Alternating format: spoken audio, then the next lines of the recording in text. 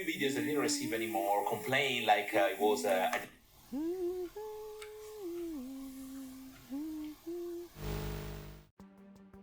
are three things that really matters when you're creating a video: the camera, the lights, and the audio.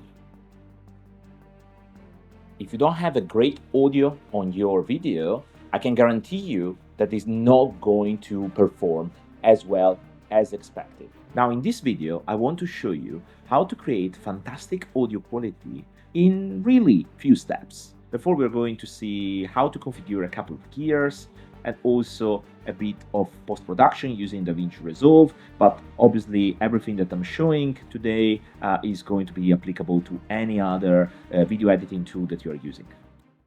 For the past 3 years, I became passionate about videography. I started from scratch because quite a few people ask me, why you're not making videos? So I thought, why not? Let's give it a try.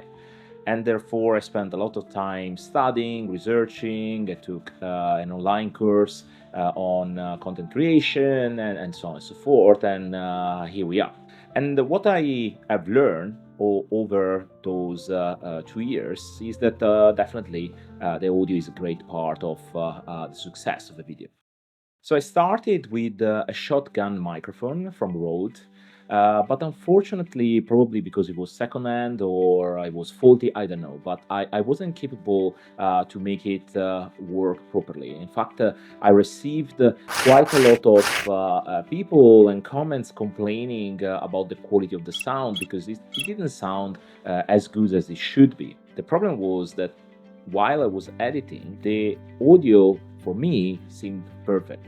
Unfortunately, when I upload on YouTube, everything was screwed up, especially for Android devices. Sometimes it was stereo audio, but it was playing only on one channel. Sometimes the audio was very low and therefore you couldn't hear. So it was a big mess.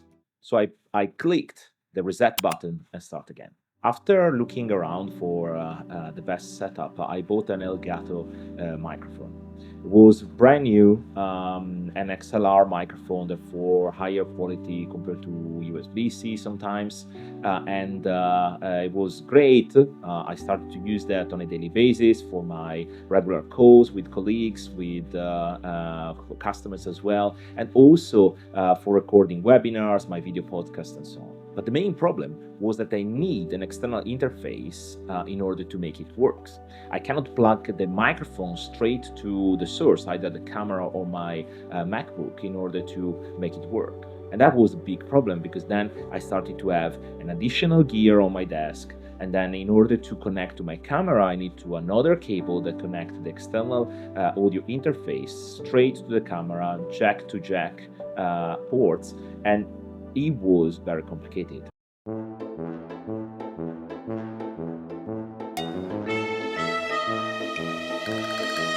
Therefore, as a second step, I thought to buy a wireless system. I went with the DJI Mic 2, also just came out when I bought it. Great reviews, seems very interesting, but there is one thing that caught my attention.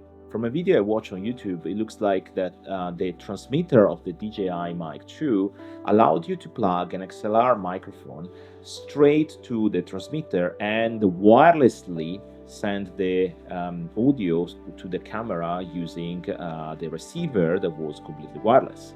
When I tried with Elgato, unfortunately it didn't work because it was a dynamic mic and I couldn't use without an external interface. I had two problems before with my microphones. So the Elgato had the problem, obviously, that it was complicated to move away and move for my creation needs around the house or in my home office or even outside the home office. The DJI Mic 2 is a great system. It allows you to record in 32 bits flow, and that is amazing because it means that you can capture every single sound and everything works very well. You can do a great post-production with that. The problem was I struggle to get the same audio quality that I had with Elgato on DJI Mic 2. And that's normal, completely different system. And even in post-production, I'm not an audio engineer, and therefore I'm not perfect on EQing everything for my audio. But definitely, I spend countless hours in order to find the right balance to sound decently enough. Despite that, quite few people told me that it seems that I'm talking under the sea, and that's something that I didn't like at all. I started to watch several videos on YouTube that compare Shure microphones, and I thought that the MV7 Plus allow me to have the best of both worlds, XLR and the USB-C, considering it has these two outputs. When I reviewed the different comparison between the output generated from XLR outputs or the USB-C one, the quality sounds to me almost identical. Obviously, we're talking about creating video for social and YouTube, so it's not like a cinematic video at the end of the day. But again, I think when you look into those details, it's important to understand what you are losing, what you're gaining. And in this case, I think it was a great trade-off for what I need to do. After watching the video, I wasn't sure that the hack using the Shure microphone with the DJI Mic 2 would work. And therefore, what I did is asking to ChatGPT.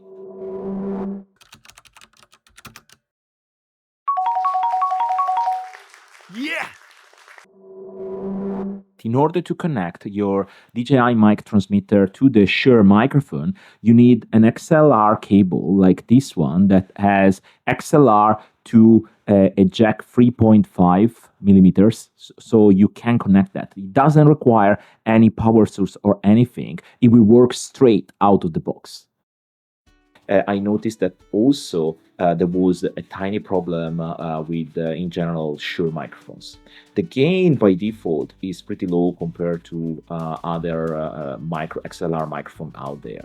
And therefore, I thought, okay, so let's try to take the MV7 that seems to has a better gain or higher gain compared to the most common SM7B or DB. When I set up the DJI mic with the Shure MV7 Plus, I had to bear in mind that I need to increase the gain. Therefore, when I use it, I usually set the gain on the transmitter to +6 decibel gain, and to the receiver to +12. That is the maximum you can have on the DJI mic system. Now I want to show you how it sounds overall.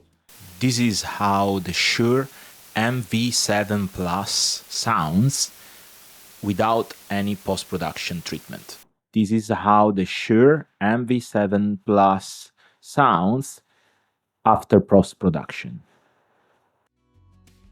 As I said before, I usually do a bit of post-production in order to clean my audio and also improve a bit the quality and remove all the noise in background.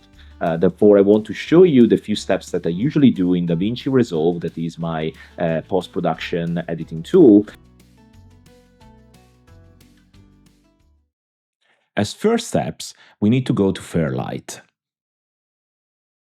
Here I'm going to first normalize every single audio track. That will enable me to have the right level of sound across all the video. Bear in mind that there are some default settings that you can see in the screen that I usually use in order to make sure that the audio has the right level for YouTube.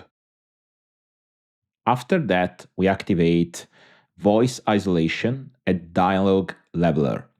Those two can be set with the default settings that usually are perfect for what you need to do. Thanks to that, we remove all the noise in background and we pop up our voice.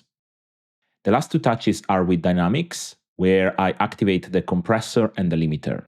Both are needed in order to increase the audio of my voice and also to limiting it in order to not have spikes and have unpleasant sound when you are listening to my videos. And finally, the EQ part. This is the most fun part because you need to understand how your voice sound. Usually, you have a bunch of presets that you can download online or you can buy in several websites.